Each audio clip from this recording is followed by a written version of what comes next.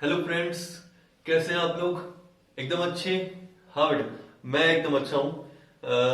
Last class में क्या discuss कर रहे थे हम लोग? हाँ सर, हमने डिस्कस किया था कि सर एक वो बिजनेस एंटिटी कंसेप्ट होता है।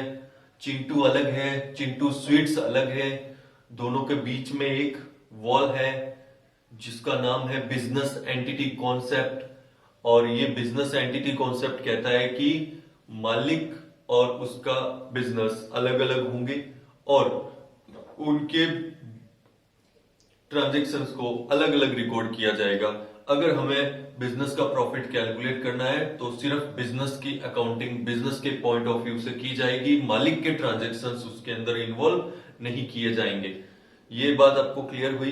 कैपिटल क्या होता है, ड्राइंग्स क्या होता है, प्रोपराइटर की डेफिनेशन, ये सब हमने लास्ट क्लास में डिस्कस कर लिया था। चलिए आज की क्लास में मैं आपको एक दो वर्ड्स बताने वाला हूं और उसके बाद में बिजनेस एंटिटी की तरह ही एक जो बहुत इंपॉर्टेंट कंसेप्ट अकाउंट्स के अंदर है वो मैं आपसे डिस्कस करने वाला हूं। ये क्लास बहुत इंपॉर्टेंट रहने वाली है क्योंकि इसके अंदर ही जो अकाउंटिंग के एकदम मेन कंसेप्ट्स है, जो बिजनेस एंटिटी और दूसरा आज जो हम डिस्कस करेंगे उससे आपके अंदर अकाउंटेंट वाली थिंकिंग बनना स्टार्ट हो जाएगी। उसके बाद में हम ट्रांजेक्शन्स या उससे आगे की प्रोसेस करने के लिए तैयार हो जाएंगे। तो सबसे पहले आज हम डिस्कस करते हैं कि अकाउंटिंग की शुरुआत कहां से होती है। अकाउंटिंग करना तो हमें है, लेकिन हम अपनी अकाउंटिंग स्टार्ट कहां से करते हैं? कौन सा एक ऐसा वर्ड है जहां से अकाउंटिंग स्टार्ट होती है? वो वर्ड हम सबसे पहले समझ लेते हैं आज की क्लास में। वो वर्ड पता है क्या है? वो वर्ड है, आपने सुना हुआ है ये वर्ड, ट्रांजैक्शन। ट्रांजैक्शन यानी लेन देन। अगर लेन देन नहीं हो तो क्या हमें अकाउंटिंग करनी पड़ेगी? नहीं सर, नहीं। लेन देन से ही तो हम अकाउंटिंग स्टार्ट करते हैं। अगर ट्रांजैक्शन ही नहीं हो तो फिर सर किस चीज का बिजनेस, फिर किस चीज की अकाउंटिंग? यानी कि अकाउंटिंग होने के लिए सबसे पहला जो काम है वो है ट्रांजैक्शन। जब ट्रांजैक्शन होगा तो हम सोचेंगे कि हमें इसको रिकॉर्ड करना है या नहीं करना है। क्या ये हमारे बिजनेस का ट्रांजैक्शन है? क्या ये बिजनेस में रिकॉर्ड होने लायक लेन देन है?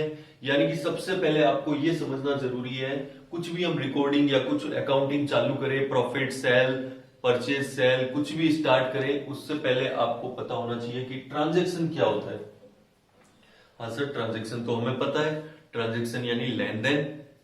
बेटा किस चीज का लेन देन, किन लोगों के बीच में लेन देन?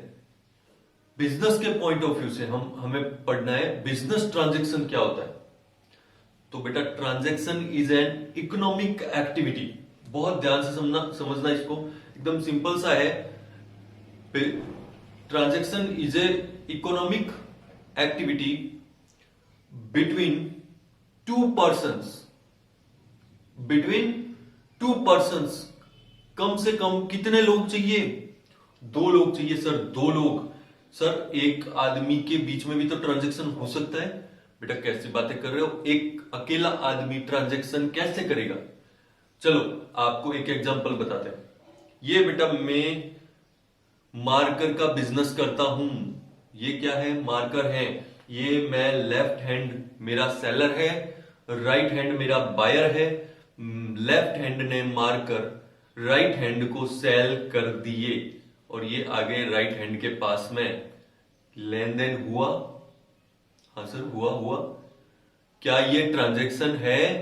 नहीं सर, कैसी बातें कर रहे हो सर, ये कैसे ट्रांजैक्शन हो सकता है? सर पहले भी मार्कर आपके पास थे, अभी भी मार्कर आप ही के पास है, तो ट्रांजैक्शन कैसे हो सकता है? सर ये मार्कर अगर किसी अनदर पर्सन को मैं बेच देता तो क्या होता? ट्रांजैक्शन होता। अगर मार्कर मेरे पास थे और मेरे पास ही पड़े तो ट्रांजैक्शन तो हुआ ही नहीं। यानी कि ट्रांजैक्शन होने के लिए कम से कम कितने लोग चाहिए? दो लोग होने चाहिए।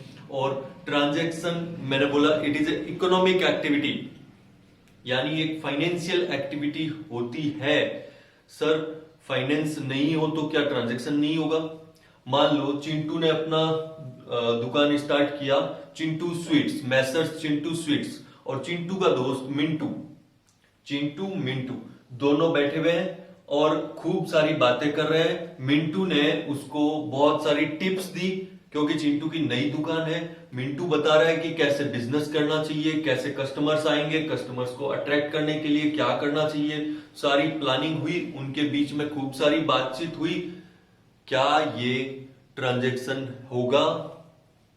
The answer is no. Sir क्या, कितना, फाइनेंसिंग कहाँ है यहाँ पे, मनी कहाँ पे है? ट्रांजेक्शन होने के लिए कुछ वैल्यू तो होना चाहिए, कुछ लेन देन होना चाहिए, तो इसको क्या हम ट्रांजेक्शन बोलेंगे? The answer is no. Transaction होने के लिए कम से कम दो लोग होने चाहिए और कुछ ना कुछ फाइनेंस होना चाहिए।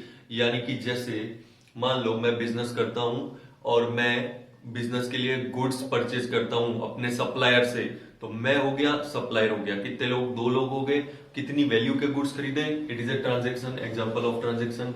मैं अपने लैंडलॉर्ड को रेंट पे करता हूं, मैं हो गया, एक मेरा लैंडलॉर्ड हो गया। दो पर्सन हो गए, रेंट पे किया, कितने रुपए पे किया, ये ट्रांजेक्शन हो गया।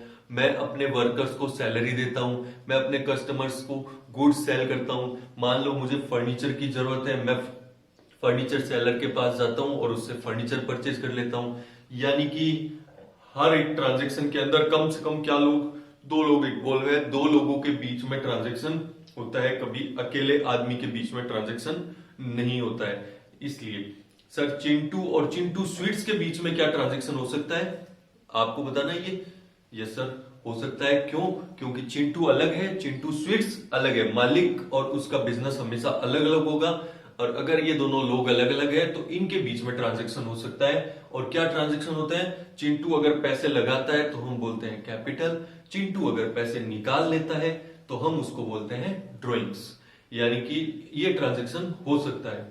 तो ट्रांजेक्शन आपको क्लियर हुआ कि ट्रांजेक्शन लेन देन है, और यही लेन देन से ही हम लोग स्टार्ट करते हैं अपनी अकाउंटिंग। तो ट्रांजेक्शन कौन सा होना चाहिए? बिजनेस का ट्रांजेक्शन होना चाहिए, और दूसरा फाइनेंस में मनी के अंदर होना चाहिए, तो हम उसको रिकॉर्ड करते हैं। एक वर्ड आपको और डिस्कस कर देते हैं अभी यहां पे, इवेंट। ट्रांजेक्शन एंड इवेंट दोनों जुड़े हुए हैं, इसलिए साथ में डिस्कस कर देते हैं। ट्रांजेक्शन से तो अकाउंटिंग स्टार्ट होती है, और फिर अकाउंटिंग पूरे साल जो हम करते हैं उसका जो रिजल्ट्स आते हैं उसको हम बोलते हैं इवेंट। तो इवेंट क्या है? ट्रांजेक्शन या फिर बहुत सारे ट्रांजेक्शन्स का जो एंड रिजल्ट होता है as a consequence of transactions, this is known as event. Transaction के कंसिक्वेंस से जो रिजल्ट्स आते हैं उसे हम इवेंट बोलते हैं। इसको और अच्छे से समझने के लिए हम लोग एक एग्जांपल डिस्कस कर सकते हैं। जैसे सपोज करिए मैं हूं मार्कर का डीलर, मैं पेन बेचता हूं, ये व्हाइट बोर्ड पे लिखने वाले पेन मैं बेचता हूं, मार्कर्स मैं सेल करता हूं। तो मैंने सबसे पहले क्या किया? परचेज किया। ये मैं डीलर, और मैंने क्या किया? सप्लायर से कांटेक्ट किया।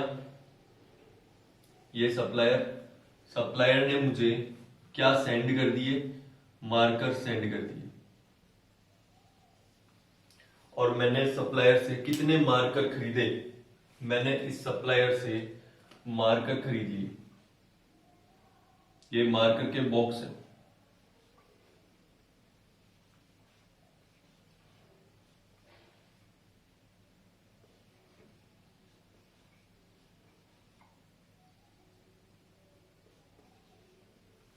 हाँ सर, कितने बॉक्स खरीदे हमने? 10 बॉक्स खरीदे हैं, 10 बॉक्सेस ऑफ ₹50 ईच। तो सबसे पहला क्या किया हमने? परचेज। तो क्या ये ट्रांजैक्शन हुआ? यस सर, ये ट्रांजैक्शन हुआ, क्योंकि दो लोगों के बीच में हो रहा है और फाइनेंस इन्वॉल्व है, कुछ ना कुछ अमाउंट इन्वॉल्व है। 10 मार्कर के बॉक्स खरीदे हैं मैंने 50 रुपए के भाव से। तो 50 इंटू 10, 500 रुपए की मेरी परचेज हो गई। वैल्यू 500 की मैंने परचेज कर ली। उसके बाद में मैंने इनमें से क्या किया?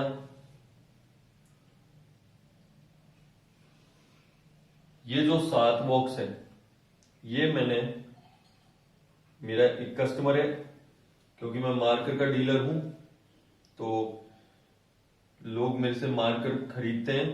मैंने ये 7 मार्कर सोल्ड कर दिए, sold 7 boxes to my customer. तो एक्टिविटी क्या हुई? सेल्स की एक्टिविटी हुई। और अब मैंने इनको खरीदा था 50 रुपए पे, मैंने इनको सेल कर दिया 100 रुपए पे। तो 7 मार्कर 100 रुपए पे सेल किया, तो सेल्स कितनी होगी? 700। क्या ये ट्रांजेक्शन है? Yes sir, purchase is transaction, sales is transaction. अब बताना, अभी आपको अगर कहें कि आपके पास कुछ स्टॉक बचा हुआ है, कुछ मार्कर्स बच गए, हाँ सर 1 2 3 बॉक्सेस बचे हुए पड़े हैं, जिसको हम बोलेंगे क्लोजिंग स्टॉक, हमारे पास में पड़ा है। और ये क्लोजिंग स्टॉक कितनी वैल्यू का है? सर इसको हम किस पे वैल्यू करें, 50 पे या 100 पे? बेटा वो तो बिकेगा तब 100 पे होगा, अभी मेरे पास पड़ा है तो कितने पे वैल्यू करूंगा? 50 पे। मैंने तो 50 में ही खरीदा हुआ है, तो मेरे पास आज की डेट में 50 इंटू 3 कितना स्टॉक पड़ा है? 150 का स्टॉक है, बचा हुआ पड़ा है। क्या ये स्टॉक मेरे पास पड़ा होना ट्रांजेक्शन है? नहीं सर। तो फिर बेटा इसको ही हम लोग क्या बोलते हैं? इवेंट।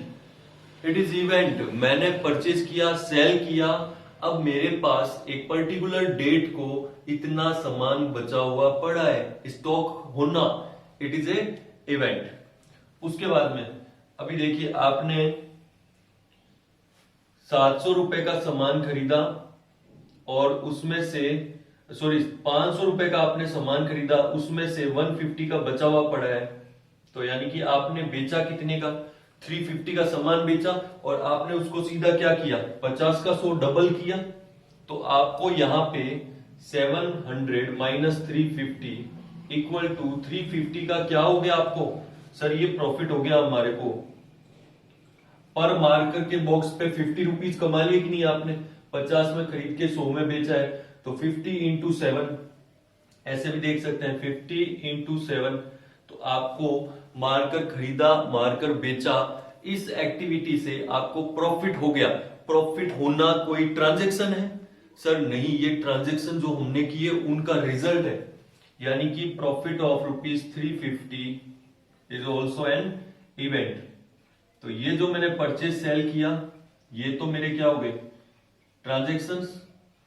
और ये जो ट्रांजैक्शन का एंड रिजल्ट होता है, स्टॉक बचा हुआ रह गया या प्रॉफिट हो गया, ये इनको हम क्या बोलेंगे? इवेंट। तो ये जो ट्रांजैक्शन एंड इवेंट्स हैं, ये सारे अकाउंटिंग में रिकॉर्ड किए जाते हैं। इवेंट्स हम रिकॉर्ड करेंगे काफी आगे जाकर के। अभी हमारा काम स्टार्ट कहां से होने वाला है? ट्रांजैक्शन से स्टार्ट होने वाला है कि ट्रांजैक्शन क्या होता है और ट्रांजैक्शन को हम रिकॉर्ड क्यों करते हैं, यहां से हम लोग स्टार्ट करने वाले हैं। इवेंट्स बाद में रिकॉर्ड करेंगे प्रॉफिट लॉस कैलकुलेट करने के लिए, और ये सारे इवेंट्स भी हम रिकॉर्ड करते हैं। चलिए, ट्रांजैक्शन और इवेंट्स की एक बार थोड़ा सा बुकिश डेफिनेशन भी हम रीड कर लेते हैं, इनके एग्जांपल्स देख लेते हैं। चलिए, ट्रांजैक्शन का मतलब है बेटा performance of an act. Business transaction means a financial activity entered into by 2 parties, कम से कम 2 पार्टीज होना चाहिए, that initiates the accounting process of recording.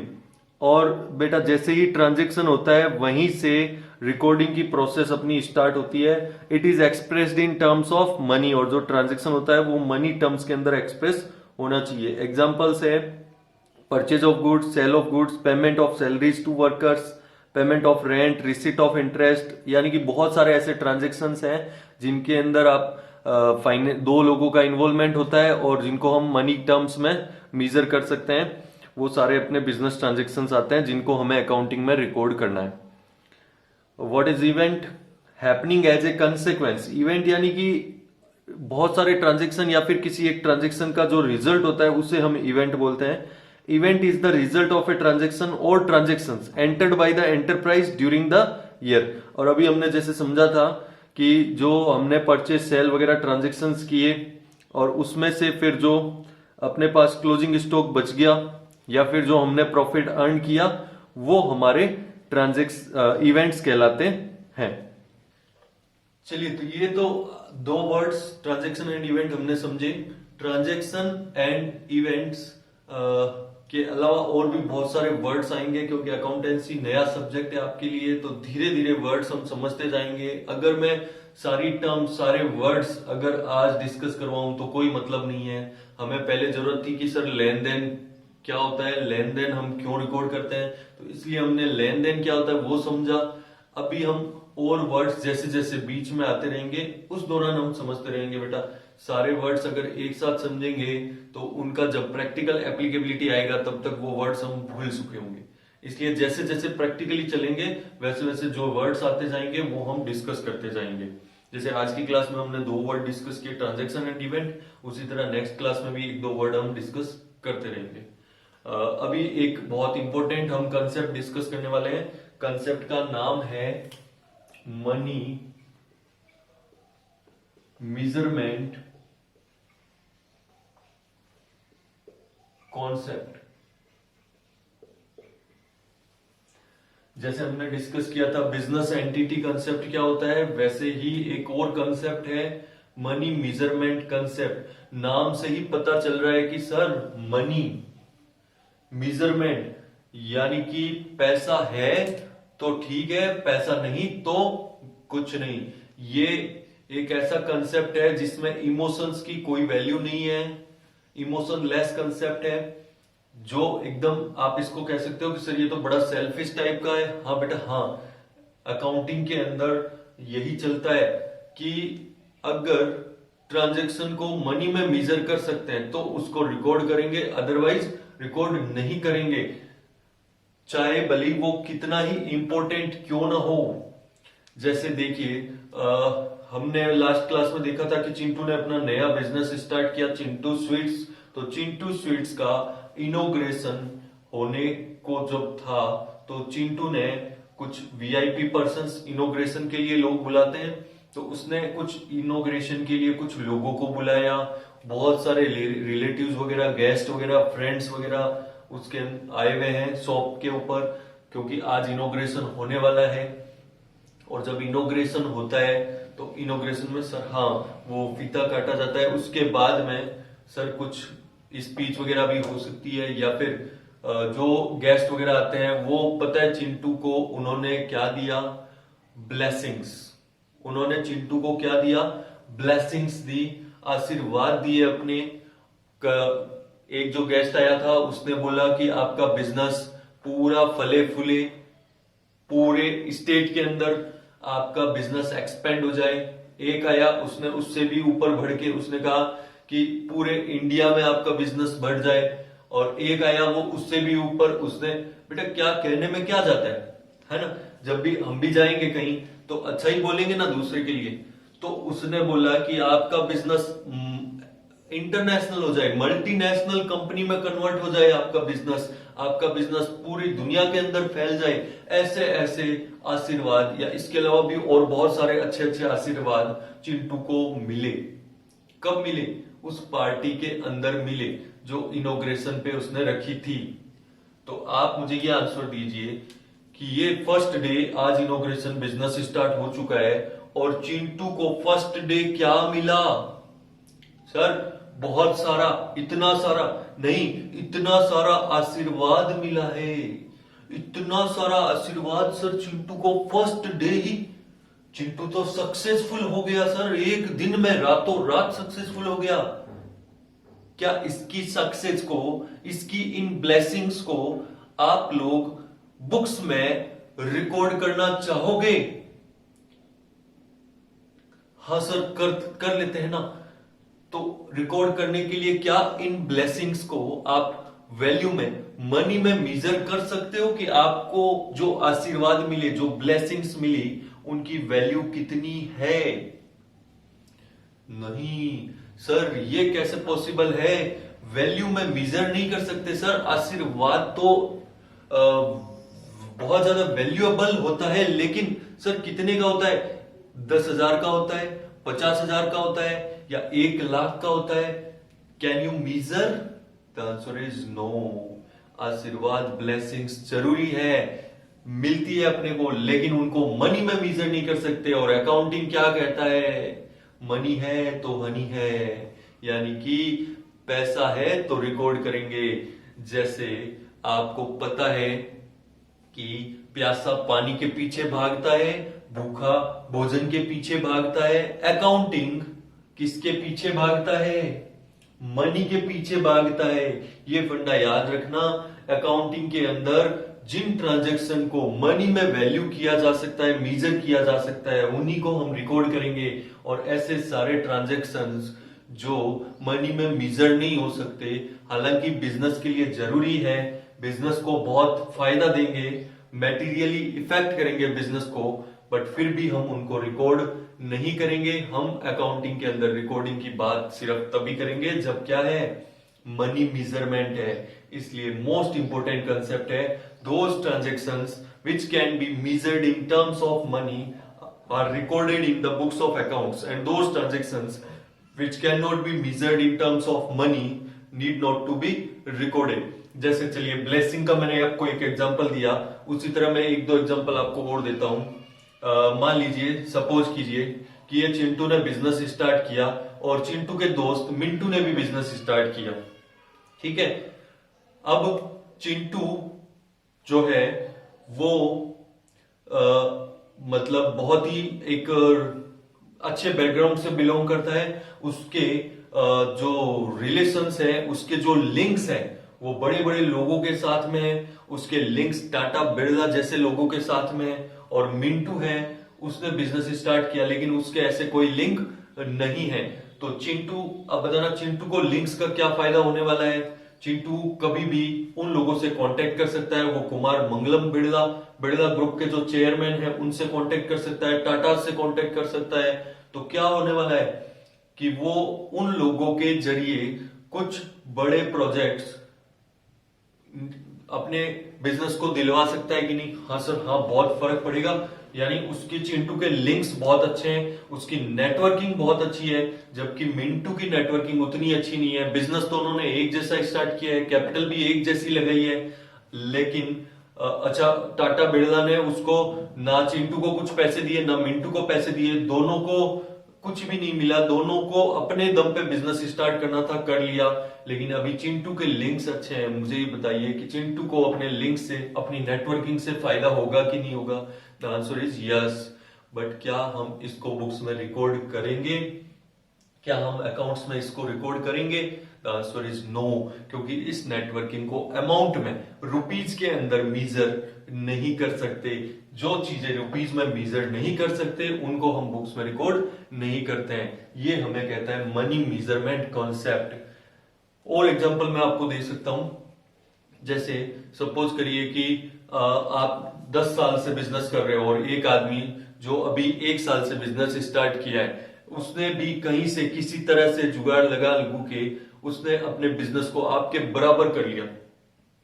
अभी देखने के लिए जितना पैसा आपके बिजनेस में है उतना ही पैसा उसके बिजनेस में भी है।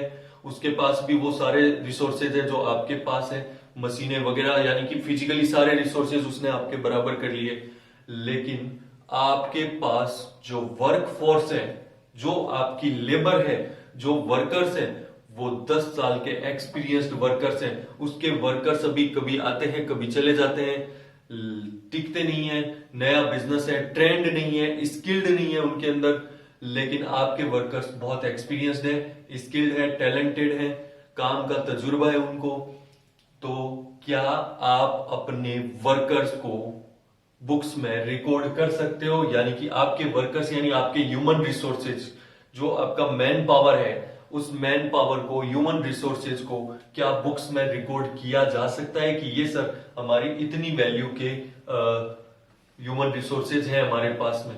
The answer is no. Labour है, बहुत वैल्यूएबल है, बहुत काम की है, बट आप अपने वर्कर्स को मनी में मेजर नहीं कर सकते कि ये वर्कर मेरे लिए 1 लाख का है या 5 लाख का या 10 लाख का है। ये अकाउंटिंग की एक बहुत बड़ी लिमिटेशन भी है कि अकाउंटिंग सिर्फ पैसों के पीछे भागता है, मनी को रिकॉर्ड करता है। मनी के अलावा बाकी चीजें भले भी इंपॉर्टेंट हो बट वो रिकॉर्ड नहीं की जाती है। अकाउंटिंग सिर्फ मनी के अंदर प्रॉफिट लॉस कैलकुलेट करता है, दूसरी चीजें इसमें इग्नोर कर दी जाती है।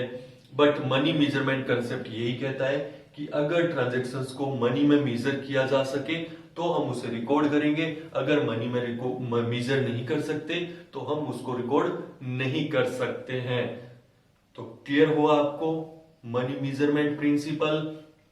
अब चलिए आपको ये बता देते हैं मनी मेजरमेंट प्रिंसिपल मैं अभी आपको रीड भी करवा दूंगा, हम रीड कर लेंगे इसकी डेफिनेशन और कुछ एग्जांपल्स वगैरह। पहले मैं आपको ये बता देता हूं कि हमने ये दो कंसेप्ट बिजनेस एंटिटी और मनी मेजरमेंट सबसे पहले क्यों पढ़े।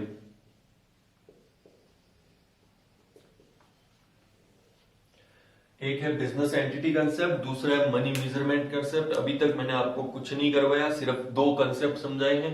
अगर ये दो कंसेप्ट आपको समझ में आ गए तो आप ये समझिए कि आपकी आगे की जो अकाउंटिंग है, आगे का जो रास्ता है वो बहुत ही अच्छा होने वाला है, बहुत ही मजा आने वाला है। बिजनेस एंटिटी कंसेप्ट कहता है मालिक और बिजनेस अलग अलग है, ट्रांजैक्शन बिजनेस के पॉइंट ऑफ व्यू से रिकॉर्ड किए जाएंगे, जो बिजनेस के लिंक वाले ट्रांजैक्शन है उन्हें ही हम रिकॉर्ड करेंगे बुक्स के अंदर। और मनी मेजरमेंट कहता है कि ट्रांजैक्शन भले ही बिजनेस का है लेकिन मनी में मेजर हो सकता है कि नहीं हो सकता है तो ही रिकॉर्ड करेंगे, नहीं तो नहीं करेंगे। ये दोनों जब कंप्लीट होते हैं, कोई भी ट्रांजैक्शन में पहली चीज क्या चेक करेंगे कि बिजनेस लिंक है कि नहीं है, बिजनेस का ट्रांजैक्शन है तो मैं उसे रिकॉर्ड करूंगा। दूसरा मनी है कि नहीं है। तो क्या दो बातें निकल के आई, ट्रांजैक्शन कौन सा होना चाहिए, बिजनेस का होना चाहिए, बिजनेस रिलेटेड होना चाहिए, और उसका मनी के अंदर मेजरमेंट होना चाहिए। अगर ये दोनों चीजें हैं तो it will be recorded in the books of accounts. Recording कैसे होती है वो मैं नेक्स्ट क्लास से स्टार्ट करूंगा। ये दोनों करने से क्या हो गया, आइडेंटिफिकेशन। जो आपको मैंने बताया था कि अकाउंटिंग में 6 प्रोसेस है, उसके अंदर फर्स्ट स्टेप अपना है आइडेंटिफिकेशन। आइडेंटिफाई करना कि कोई भी ट्रांजैक्शन, कोई भी लेन देन बिजनेस में रिकॉर्ड होगा या नहीं होगा, उसे हम कहते हैं आइडेंटिफिकेशन। और आइडेंटिफिकेशन करने के लिए दो प्रिंसिपल्स है अपने पास, बिजनेस एंटिटी और मनी मेजर। तो बिजनेस का है ट्रांजैक्शन, बिजनेस के पॉइंट ऑफ व्यू से देखेंगे और अमाउंट में मेजर कर सकते हैं। यस, ये दोनों चीजें अगर हो गई तो फिर हम बात करेंगे उसको रिकॉर्ड करने की। क्लियर हुआ। तो ट्रांजैक्शन कब रिकॉर्ड होगा, जब ये दोनों प्रिंसिपल सेटिस्फाई होंगे। यहाँ पे आइडेंटिफाई करेंगे और उसके बाद में उसको रिकॉर्ड करने की बात करेंगे। और रिकॉर्डिंग कैसे होती है, इसका जन्म कहां से हुआ, सर इसकी रिकॉर्डिंग के पीछे की कहानी क्या है, किसने इसको बनाया था, किस देश का वो रहने वाला था, कैसे कैसे ये इसकी प्रोग्रेस हुई, क्या रूल्स है उसको रिकॉर्ड करने के, ये सारी बातें हम नेक्स्ट क्लास के अंदर करने वाले हैं। नेक्स्ट क्लास भी बहुत इंपॉर्टेंट रहने वाली है। चलिए, आज की क्लास में हमने 3 पॉइंट डिस्कस किए। ट्रांजैक्शन इवेंट क्या होता है और मनी मेजरमेंट कंसेप्ट क्या होता है। मनी मेजरमेंट की हम डेफिनेशन रीड कर लेते हैं, उसके बाद में क्लास को यहीं पे अपने ओवर कर रहे हैं और मिलते हैं अपने नेक्स्ट क्लास के अंदर। चलिए, एंजॉय करते रहिए और अपना फीडबैक जरूर मुझे दें। ओके बेटा। मनी मेजरमेंट कंसेप्ट, ये मनी मेजरमेंट कंसेप्ट अपने को कहता है कि only those transactions that can be measured in terms of money are recorded in the books of accounts. केवल वही ट्रांजेक्शन जिनको अपने मनी में मेजर कर सकते हैं उन्हीं को हम बुक्स में रिकॉर्ड करते हैं। मनी है तो रिकॉर्डिंग है, मनी नहीं तो रिकॉर्डिंग नहीं करेंगे। Transactions even if they affect the results of a business materially are not recorded if they can not be measured in terms of money. तो अभी बेटा आपको समझाया था कि चाहे भले वो ट्रांजैक्शन या वो अपने लिए बहुत इंपॉर्टेंट हो, लेकिन अगर उनको मनी में मेजर नहीं किया जा सकता तो हम उनको रिकॉर्ड नहीं करेंगे। कुछ एक एग्जांपल्स है जो अभी हमने समझे हैं, आप इनको पढ़ सकते हैं। तो ये है बेटा मनी मेजरमेंट कंसेप्ट। तो बिजनेस एंटिटी और मनी मेजरमेंट कंसेप्ट, ये दोनों के बेस पे ही अपनी रिकॉर्डिंग होती है बिजनेस के अंदर, और आइडेंटिफिकेशन प्रोसेस के अंदर हम इन्हीं दो कंसेप्ट का यूज करते हैं।